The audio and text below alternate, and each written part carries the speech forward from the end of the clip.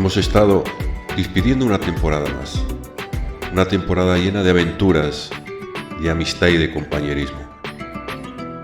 Hemos recorrido juntos hermosos paisajes, hemos alcanzado cumbres impensables y hemos compartido momentos inolvidables. Hemos reído juntos, hemos llorado juntos, hemos aprendido juntos, hemos forjado una bonita amistad que perdurará en el tiempo.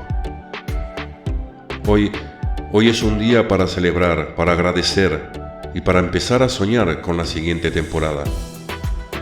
El grupo de Montaña Pisasenderos quiere expresar su agradecimiento a todos los participantes en esta comida de hermandad por su participación, su entusiasmo y su espíritu de equipo. Gracias a todos los que han hecho posible en esta temporada haya sido todo un éxito. También quiero recordar a aquellos que, por una causa u otra, no han podido acompañarnos. Pisasendero os desea unas felices fiestas y que la próxima temporada esté llena de nuevas aventuras. Pero antes de despedirnos,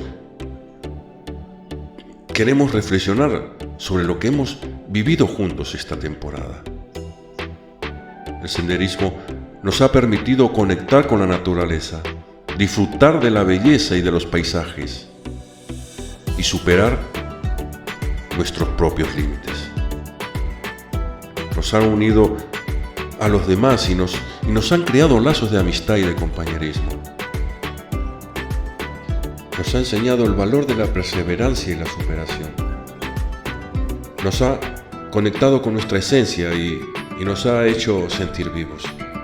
El senderismo es más que una actividad física o social, es una forma de vida que nos permite disfrutar de la naturaleza, conocernos a nosotros mismos y conectar con los demás.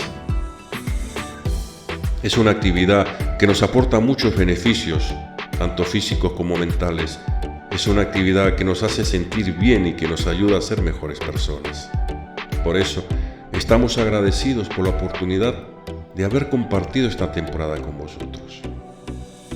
Nos vemos en la próxima temporada con más ganas que nunca.